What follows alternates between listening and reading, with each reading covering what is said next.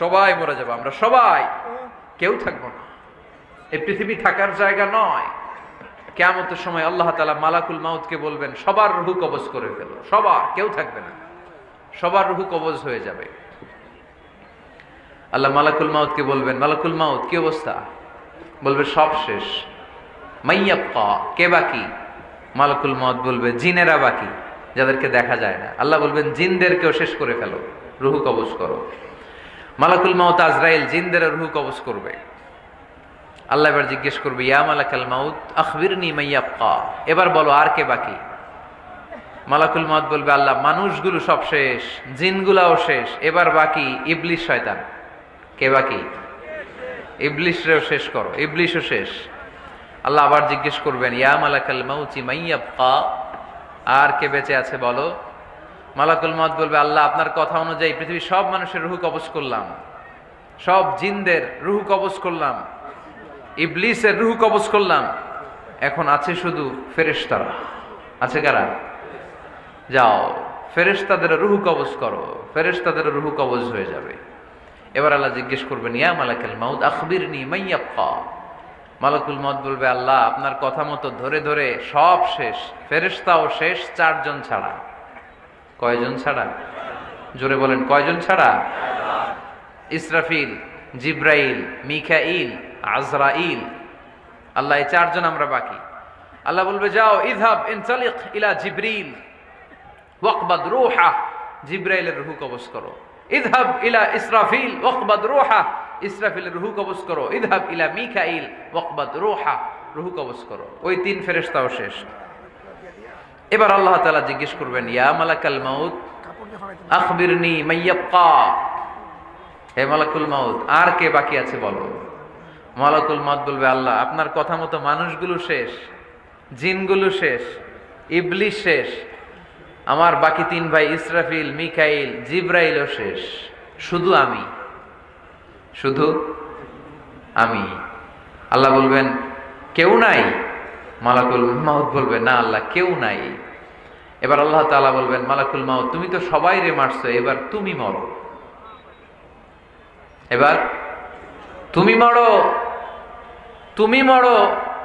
শোনার সাথে সাথে মালাকুল মাউতের কাঁপুনি ছুটে যাবে, খিঁচুনি এসে যাবে ভয়ে। আল্লাহ বলবেন, কাঁপুনি দিয়ে তো লাভ নাই, কারণ কুল্লু নাফসিন যায়িকাতুল মাউত। রব্বুল আলামিন বলবেন, মালাকুল মাউত কেঁদো না, এটাই দুনিয়ার বিধান, আমি আল্লাহর দেয়া বিধান, এটাই, জন্মালেই মরতে হয়। যাও, জান্নাত জাহান্নামের মাঝখানে একটা জায়গা আছে, জায়গাটার নাম হলো আরাফ। এই আরাফের মধ্যেখানে যে দাঁড়াও, ওখানে যে মালাকুল মাউত কাঁপতে থাকবে। মালাকুল মাউত বলবে, আল্লাহ সৃষ্টির শুরুতে যদি জানতাম, সৃষ্টির শুরুতে যদি জানতাম সবাইকে মৃত্যুদান করার পরে, রূহ কবজ করার পরে আমাকেও মরতে হবে, তাহলে এই কঠিন দায়িত্বের ব্যাপারে আপনার কাছে ক্ষমা চাইতাম। আজকে আমারও যে ভাগ্য বরণ করে নিতে হবে সৃষ্টির শুরুতে, আমি এটা কল্পনাই করতে পারি নাই। আল্লাহ বলবেন, নো টক, মুত, ইয়া মালাকাল মাউত, মর, মরে যা, মুত, মরে যাও। বলার সাথে সাথে মালাকুল মাউত এক বিকট চিৎকার হাঁকিয়ে মরে যাবে। মালাকুল মাউতের চিৎকারটা সেদিন এত ভয়ঙ্কর হবে, বিষ্ণু ঈসা ইসলাম বলেন, ওই চিৎকারের আওয়াজ যদি পৃথিবীর মানুষেরা কান দিয়ে শুনতে পেত, তাহলে কিয়ামত সংগঠিত হওয়ার জন্য আলাদা করে ইসরাফিলের সিঙ্গার প্রয়োজন হতো না। ওই চিৎকারের আওয়াজে প্রতিটা মানুষ কানের পর্দা ফেটে ওই জায়গায় লাশ হয়ে পড়ে যেত। এবার ডানে বায়ে সামনে পেছনে উপরে নিচে কেউ নাই, একজন ছাড়া, জোরে বলতে হবে তিনি কে? আল্লাহ তখন পৃথিবীকে একটা ডাক দিবেন, বলবেন, ইয়া দুনিয়া আইনা আনহারুকি, এই পৃথিবী তোর নদীগুলো কোথায়? ইয়া দুনিয়া আইনা আশজারুকি, এই পৃথিবী তোর গাছগুলো কোথায়? বটতলা।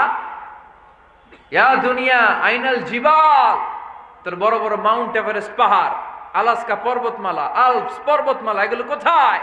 তুর পাহাড় আজকে কোথায়? ইয়া দুনিয়া আইনাল মুলুক, রাজা বাদশারা কোথায়, যারা ক্ষমতার দাপটে পা জমিনে ফেলতে চাইতো না? আইনাল জাবাবেরা, অত্যাচারী স্বৈরা শাসকগুলো আজকে কোথায়? কোথায় আজকে? কোনো আওয়াজ নাই। আল্লাহ তখন হুঙ্কার দিয়ে বলবেন, লিমানিল মুলকুল ইয়াউম, who belongs the kingdom today? আল্লাহ চিৎকার দিয়ে বলবেন আজকে ক্ষমতা কার? আওয়াজ করে বলেন সেদিন ক্ষমতা কার?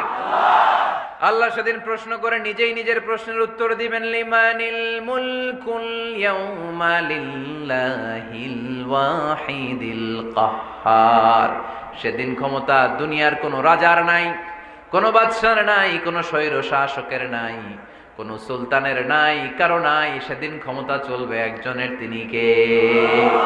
তার নাম হচ্ছে রহমান। তার নাম কি? আরো জোরে বলেন কি নাম? এজন্য রহমান কারে বলে আজকে চিনতে পারছেন? তার দয়ার শেষ আছে? তার ক্ষমতার কোনো কুল কিনারা আছে? তার ধন ভান্ডারে কোনো কমতি আছে? এজন্য লা বিশাইইন মিন নিআমিকা রাব্বানা নুকাযযিবু ফালাকাল হামদ। We don't deny any of your mercy and blessings. All praises to you. আল্লাহ তোমার কোন নিয়ামতকে আমরা অস্বীকার করি না। আল্লাহ প্রথমে ধমক দিয়ে বলছেন, এই মানব জাতি আর জিন জাতি, আমার কোন নিয়ামতকে অস্বীকার করবি? আমরা বলি কোনটাই অস্বীকার করি না। সকল প্রশংসার মালিক একজন, তিনি কে? আল্লাহর প্রশংসা জীবনের সব জায়গায় করতে রাজি আছেন? সবাই রাজি আছেন? যাদের হৃদয়ে আছে আল্লাহর ভয়, তারা কভু পথ ভুলে যায় না। আল্লাহর প্রেম ছাড়া এই দুনিয়ায় কারো কাছে কোনো কিছু চায় না। রাতের আধার